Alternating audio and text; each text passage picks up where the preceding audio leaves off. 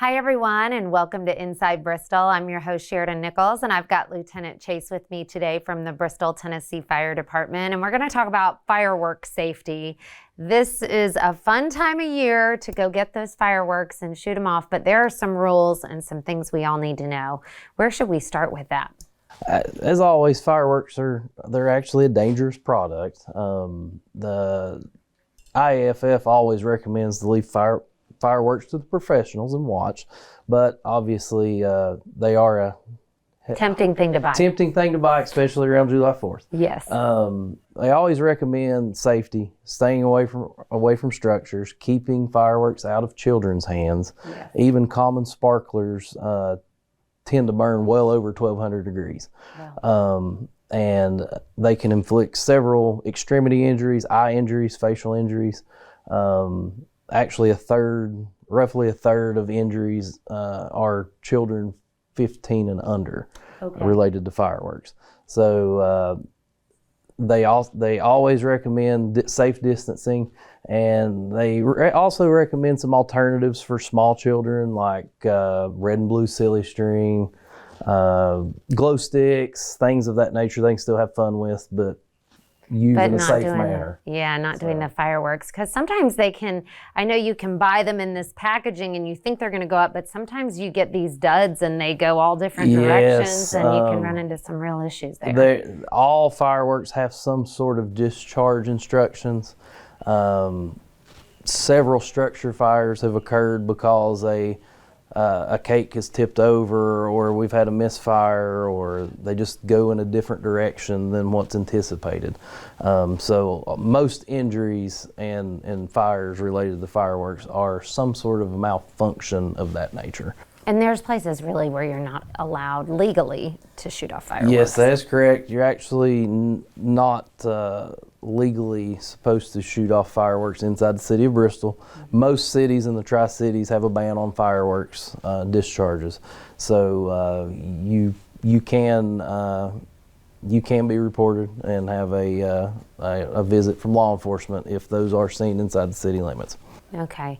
And what about just heat in general? I know this time of year it gets hot, and that can cause people to, get dehydrated. Yes. How do we kind of stay safe for not just us, but our kids too? Well, obviously hydration is key, and we always preach hydrating the day before.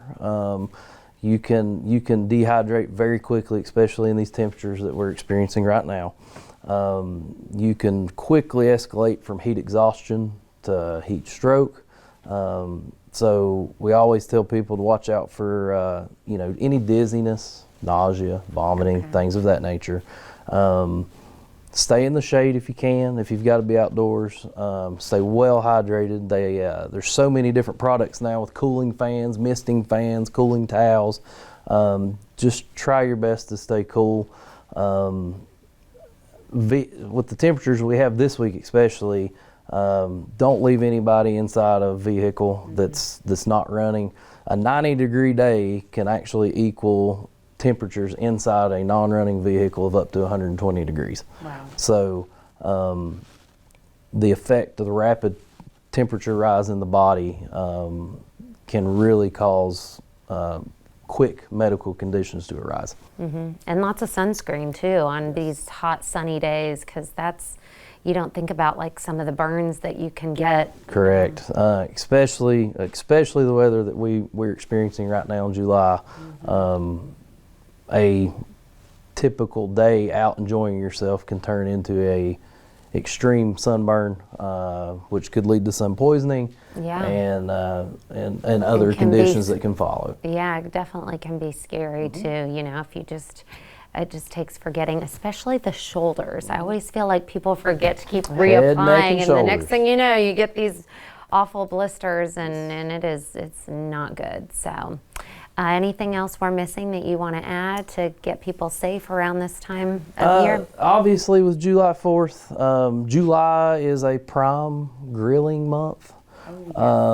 So actually about, I think it's like 12% 12 to 15% of all fires relating to grilling actually occur in the month of July. Oh, wow. Okay. So we always recommend keep your grills at least 10 feet away from a structure.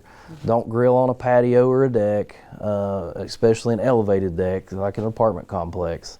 You need to service your grill, keep it clean, check the gas line if you're using propane or natural gas.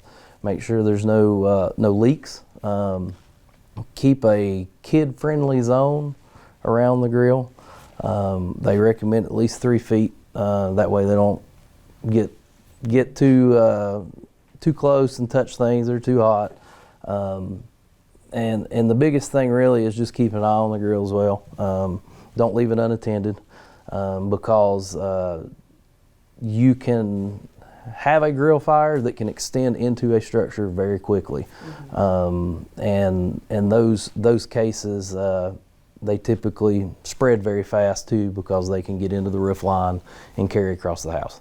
So we do recommend safe at least 10 feet from any type of structure, just to prevent that type of a spread. Always good to make sure you get your fire extinguishers in the house. Yes, if you've got one of those, that definitely helps keep it close by.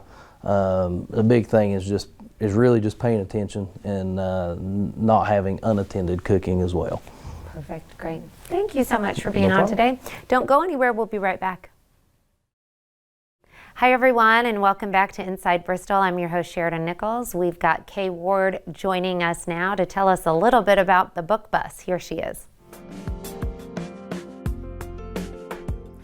The book bus is eligible for anybody within our city limits. It is a mobile library, and we have books of all levels on the book bus, so pre-K students, little bitties, can certainly profit from the book bus. We also have books appropriate for our Tennessee high school students. We even have some parenting books on the book bus, so anybody can come. Everything is free, and all books taken from the book bus are considered forever books. So that means they don't ever have to bring the book back to the bus. We are at Fairmount's summer reading camp through the month of June. We are also paying it forward a bit with some local daycare centers. We are at Littlest Angel Daycare out on Volunteer Parkway. We are also at Little Hands on Bluff City Highway, and also at Bypass Daycare out in the Avoca area. Our book bus schedule can be accessed on our school district website. Just click on the book bus and the schedule will appear. We also sent hard copies out just before school dismissed for the summer, and hard copies are available from the book bus as well. We began this program as a partnership with Bristol Public Library. Our public library has been great to work with libraries all over the state for books that have been weeded from children's libraries, and they're delivered to the Bristol Public Library for free distribution from our book bus. But as time has gone on, our own school librarians have become very active in donating books as they have changed books in and out of our school libraries. We have also had great community partners that have donated books, new books, to the book bus. The Hard Rock Casino and Hotel made a wonderful donation earlier in the spring on National Give a Book Day.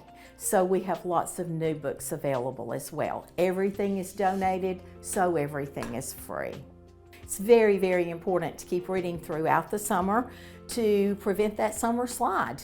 And now is the opportunity to be able to read for fun, to read things that children enjoy, to look at their interest, and to spark some new interest with books that are available.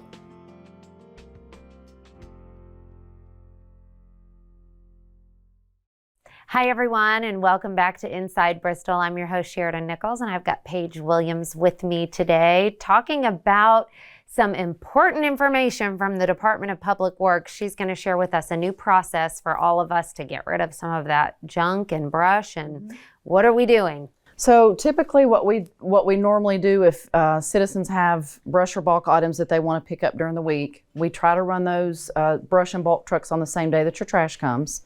So we would just make a second round in that second truck, later in the day. The process currently is that the trucks just run that exact same route. So what we're trying to do is streamline that a little bit, make it a little bit more efficient. We have a form that we want you to fill out online now. Okay. You can call us at Public Works and request brush and bulk pickup, or you can do that form, which is so much easier and so much better for several different reasons. We're trying to keep the trucks off the road as much. We're trying to cut back on gas and overtime and wear and tear on the trucks. Some of our trucks are in disrepair.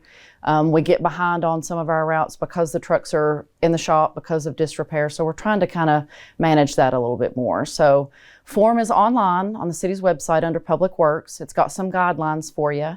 Okay. But we want you to fill that out a day to 2 days before what your normal pickup would be. Tell us what you've got out there. You've got an option to put a picture on there so we know what we're looking at. Okay. But it's going to give you information and you're going to give us information. So all of that's a positive thing. Yeah, I love that. So it creates, it's basically a survey, and it creates information for us so that we can track where the drivers need to go. And they go to that specific site rather than making those rounds all over the city all day long. Yeah, because sometimes it's easy to miss things too, you know? I mean, so I think this is great. Well, and we asked for you to put it like 1 to 2 feet off the curb, but if somebody parks there and we don't see it, we'll miss it. Yeah. And that kind of thing. So it just gives us exactly what you're trying to get picked up. A lot of people don't use the internet. They don't want to go online to do that. So feel free to call Public Works and let us know what you want to have picked up. So, and I'm sure the guidelines include things that you are allowed to get rid of. Right.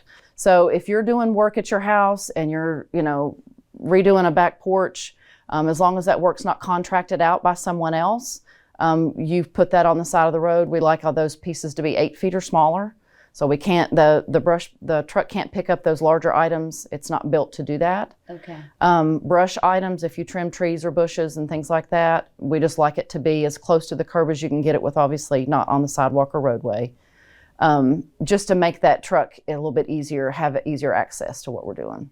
Perfect. It sounds like a great plan. I'm sure it will work. Does this take effect in July? July 1. Okay. So. Yes. So don't assume get online to get those forms. Yes, and don't assume that we're going to come back by and pick those items up. We want to facilitate this across the board. And it's a pretty quick turnaround, really, if you give them 48 hours. So that's nice. It can be if our trucks are running. So Paige, while we have you here, let's talk about recyclables. It's a big one. We all need to be recycling. So we have 4 recycle centers in the city.